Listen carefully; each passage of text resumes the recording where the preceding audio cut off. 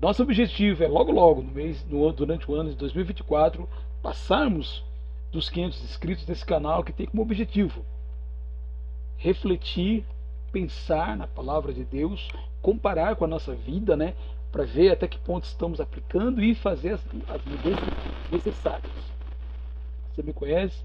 Eu sou um discípulo de Jesus na cidade de Guarulhos, meu nome é Valdir, e eu fiquei pensando sobre qual o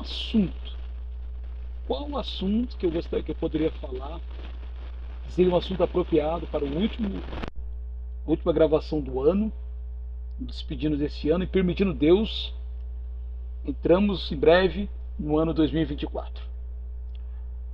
Aí eu lembrei que durante esse ano eu tive o privilégio, e você que me acompanha sabe disso, de ler o Evangelho de Lucas. Eu comecei bem no começo do ano a leitura, ainda não terminei o Evangelho de Lucas, permitindo Deus, amanhã eu vou para o capítulo 22, devo entrar 2024 ainda lendo o terceiro Evangelho, o Evangelho do Médico Amado, mas eu gostaria de, entre todas as leituras que eu fiz, compartilhar uma que me chamou, que eu estava dando uma olhada e me chamou a atenção, e é bem propícia para esta fase assim de ano, esse final de ano. Vamos lá.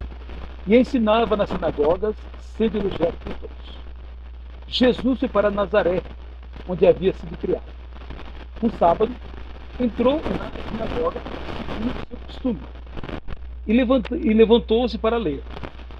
Então lhe deram o livro do profeta Isaías. E abrindo o livro, achou o lugar onde está escrito. E em seguida ele leu o texto.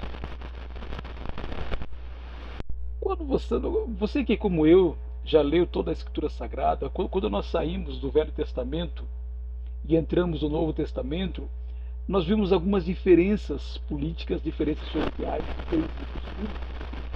E uma delas que nós vemos no Novo Testamento é que, apesar de haver um templo, como nós também vemos no finalzinho do Velho Testamento, nós vemos a existência de algo que não havia no Velho Testamento, que foi criado provavelmente no período do exílio, quando o povo de Israel não tinha um templo e precisava de alguma maneira se reunir para adorar a Deus. São as sinagogas. As sinagogas tinham múltiplas funções. Era o local de reunião, de estudar a palavra de Deus, mas também servia como escola para ensinar as crianças, que começavam aprendendo exatamente com assim os textos bíblicos. É algo semelhante aos prédios, salões e casas que hoje nós utilizamos, onde a igreja do Senhor se reúne para assim ler a Bíblia, para aquele tempo de comunhão entre os seus membros. O texto de hoje chamou minha atenção, na verdade eu li esse texto bem no começo do ano, a mim chamou a atenção por dois aspectos. O primeiro aspecto que diz que Jesus foi à sinagoga segundo seu costume. Jesus não foi à sinagoga por acaso. Não foi uma novidade ele tem. O que dá a entender que possivelmente esse era mesmo o costume da família judaica, era, no caso de Jesus, que cresceu na cidade de Nazaré, toda semana seus pais, Maria e José, levavam os filhos à sinagoga. Lá era dividido, de um lado que eram as mulheres, do outro lado ficavam assim os homens, e normalmente o chefe da sinagoga dava as instruções, mas não era somente ele. Outras pessoas, como no caso aqui Jesus, eram chamadas também para ler, para comentar os textos da Bíblia. Eu falo isso porque hoje em dia cresce cada vez maior o número de pessoas que diz que não é importante se reunir, que está bem com Deus na sua casa e que não há necessidade de, o que eles chamam de ir à igreja, porque na verdade esse termo não é bíblico, mas chama-se ir à igreja. E nós vemos que Jesus, no Novo Testamento, a família de Jesus não agiu dessa maneira. Eles faziam questão todo sábado ir à sinagoga. E de tempos em tempos também iam ao templo, como nós vimos ao ler o capítulo 2 de Lucas. Logo, precisa reunir-se na assembleia. Aliás, sinagoga e igreja vem da mesma origem, a ideia de uma assembleia, uma comunidade. Na época de Jesus, aos sábados e após o estabelecimento da igreja, aos domingos, no caso, quando a igreja foi estabelecida, era um momento que os irmãos se reuniam para orar, para estudar a palavra, para adorar a Deus. Era algo comum. E nós vemos isso tanto em ensino como também em exemplo. Olha só, Atos 2,46, logo no comecinho da igreja cristã, diariamente perseveravam unânimes no templo. Partiam pão de casa em casa e tomavam suas refeições com alegria e sigileza de coração. Mais um exemplo, Atos 20, versículo 7. No primeiro dia da semana, nós nos reunimos a fim de partir o pão, ou seja, celebrar a ceia do Senhor. Paulo, que pretendia viajar no dia seguinte, falava aos irmãos e prolongou a mensagem até a meia-noite. E vemos também ensinos, incentivos para que os irmãos não deixassem de congregar. Olha só, Hebreus 10, 25. Não deixemos de congregar, como é costume de alguns. Pelo contrário, façamos admoestações, ainda mais agora que vocês veem que o dia se aproxima. Qual é a ideia? Quanto mais próximo fica a volta de Jesus e a cada dia esse dia se aproxima, é importante a igreja estar reunida para aprender da palavra, para louvar a Deus, para ter tempo com os irmãos, comunhão assim uns com os outros. Em nossa família, nós nos reunimos na Igreja do Senhor, no bairro de Pimentas. Aqui nos Pimentas, nós sempre priorizamos as reuniões. Domingo de manhã, todo mundo acorda sabendo que vai acordar um pouquinho mais cedo, inclusive para na reunião, que no nosso caso começa às 9 horas da manhã. Às vezes temos reuniões sábado à noite, toda quarta-feira também temos reuniões. Normalmente estamos lá, a não ser que alguma coisa assim, bem fora do comum venha acontecer. É prioridade. Nós vamos dormir no dia anterior já pensando que no dia seguinte estaremos reunidos, especialmente de sábado para domingo. Faça chuva ou faça sol, com vontade ou com preguiça, somente em casos extremos. A minha família, graças a Deus, nós deixamos de congregar. Por quê? E vemos a importância que Jesus dava a ideia. Começou na sinagoga, mas depois, quando foi estabelecida a igreja, na época de Jesus na sinagoga ainda não tinha a igreja de Jesus estabelecida. Com o estabelecimento da igreja, os irmãos começaram, os seguidores de Jesus, começaram a seguir.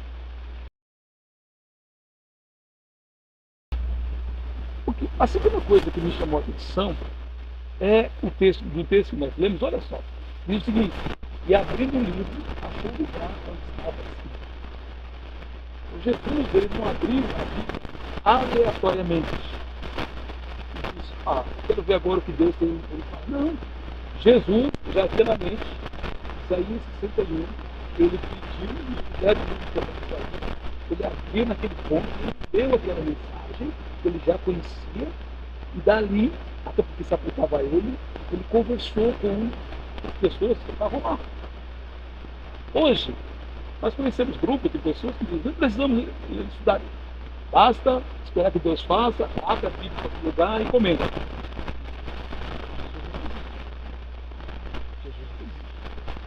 Jesus, pelo contrário, ele já tinha nas nossas reuniões na Igreja do Senhor. No domingo nós já sabemos quem vai pregar, quem vai levar a mensagem. Não vai pregar, vai levar a mensagem. Um irmão é escolhido e durante a semana ele vai pensar sobre o assunto, ele vai escolher um texto da Bíblia e ele vai estudar esse texto, ele vai meditar, fazer uma reflexão e vai levar para os irmãos e estudar e comentar e explicar aquele texto. Ele não vai abrir aleatoriamente a palavra de Deus, a palavra de Deus. Eu insistiria com a ideia de que o mesmo fazemos quando queremos saber qual é a vontade de Deus em qualquer área de nossa vida. A gente não fica esperando que alguma coisa aconteça, algum sinal. Não fazemos isso. O que a gente faz? A gente faz uma pesquisa na Bíblia sobre aquele assunto e vemos o que Deus quer nos ensinar sobre aquele assunto.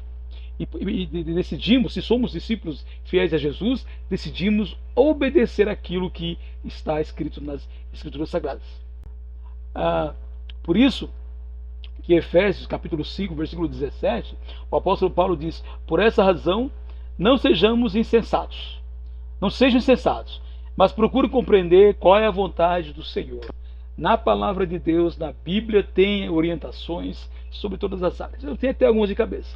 Você quer saber como agir em termos de você governo? Vai lá em Romanos 13. Tem uma orientação. Você quer saber como agir como marido, como esposa? Vai lá em Efésios 5, de 22 até 33. a orientação. Você quer agir, quer saber como agir como filho? Vai lá em Efésios capítulo 6, versículo assim de 1 a 3. Você percebe? Há sempre. Isso é só alguns exemplos que eu estou dando de textos que já estão na minha cabeça, mas por quê? Porque todos nós, todos os dias, precisamos tomar decisões importantes. Sim, é importante orar, pedindo a ajuda de Deus, mas tanto quanto orar, é importante abrir a palavra do Senhor, abrir a Bíblia e verificar o que o Senhor tem a nos dizer sobre aquela área.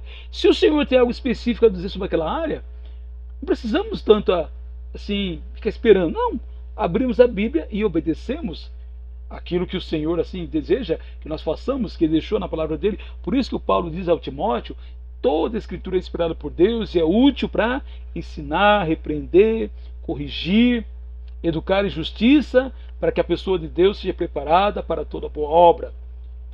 2 Timóteo 2,15, procura apresentar-te como obreiro, que não tem do que se envergonhar, mas que maneja bem, conhece bem a palavra da verdade.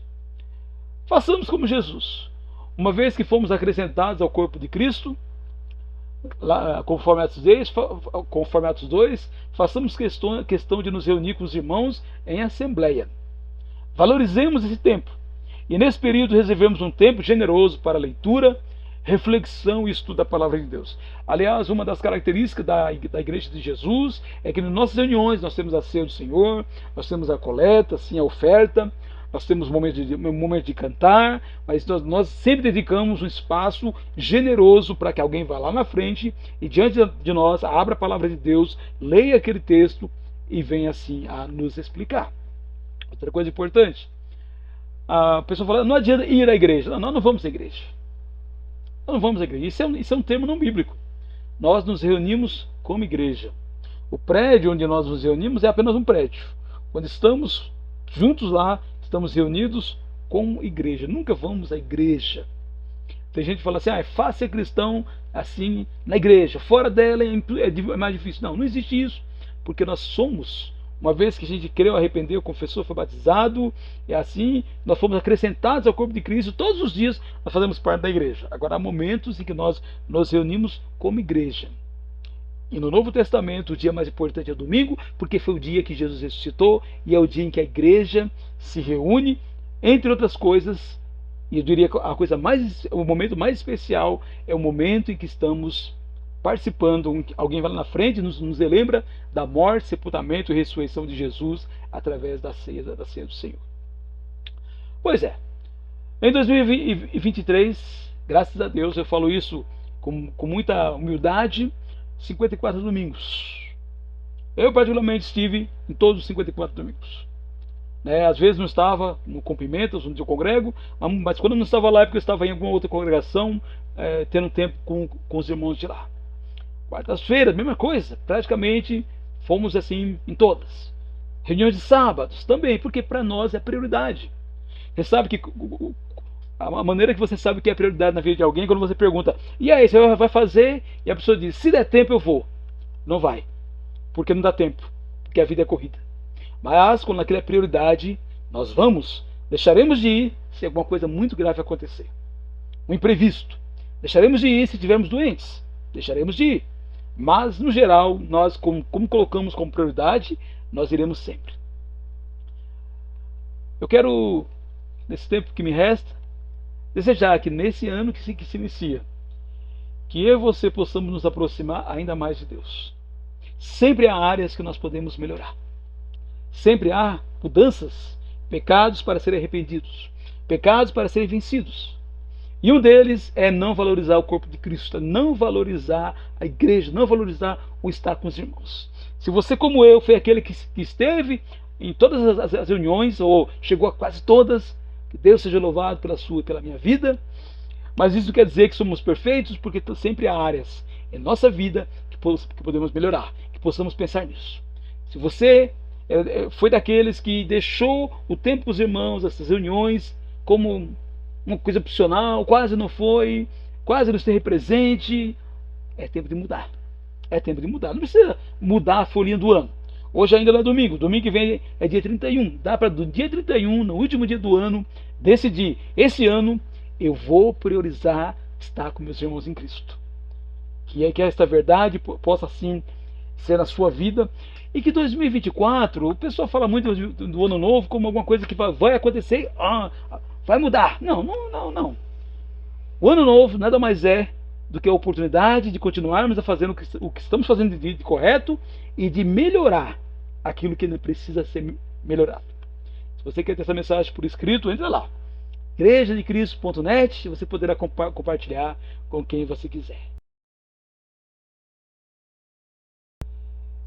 Que você tenha um novo ano, assim, cada vez mais dedicado ao Senhor. Que você seja um discípulo de Jesus cada vez mais dedicado. E se você ainda não é um discípulo, ainda é tempo de, em 2023, buscar saber como se tornar um discípulo do Senhor Jesus, que é a maior e a melhor decisão que podemos tomar nessa vida. Que Deus nos abençoe hoje, nesta quarta-feira.